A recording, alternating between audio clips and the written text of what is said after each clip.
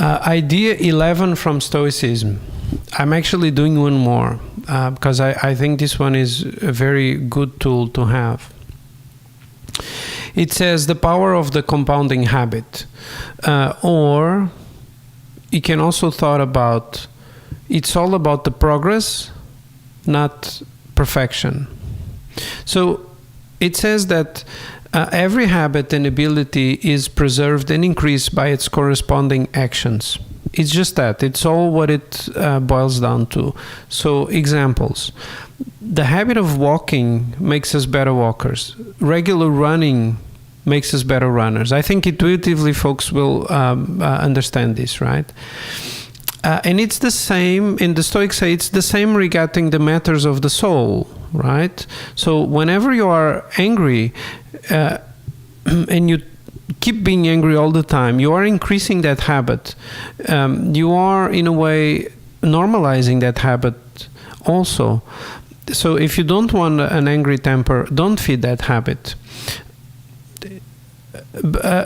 This was not known at the time of the Stoics, but nowadays we know that in the brain there are like pathways that strengthen the more you use that pathway. So whenever you are running, for example, you end up getting repeatedly running, you end up strengthening that pathway in the brain. You kind of end up getting better at it.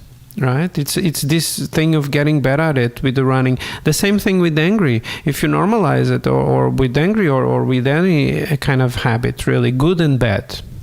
Right? So reduce the bad ones, increase the good ones, right? And so it follows that improvement comes from habits. Not just from wishing and idealizing a goal.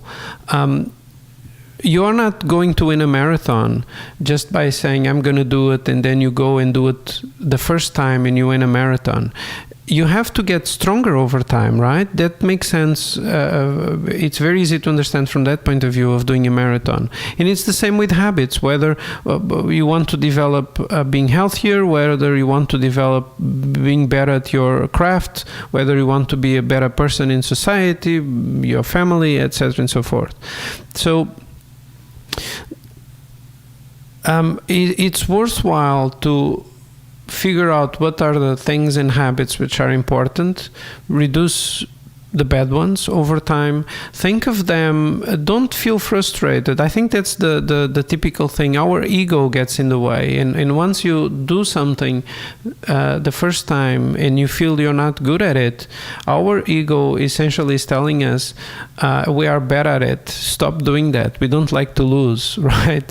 So understand or kind of realize that things don't get done like that, right? If you really want to get good at it, let your ego be a little bit on the corner and just work on it. Find time to dedicate without distractions to a certain goal. Regularly, ideally, strive to improve on each session, and just be aware that it's okay not to be perfect at the first day. Continuously work on it.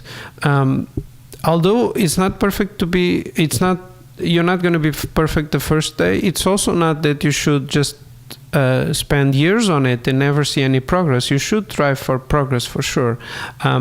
But yeah, that's the way to break down, for example, any kind of goal we might have and how to work towards it.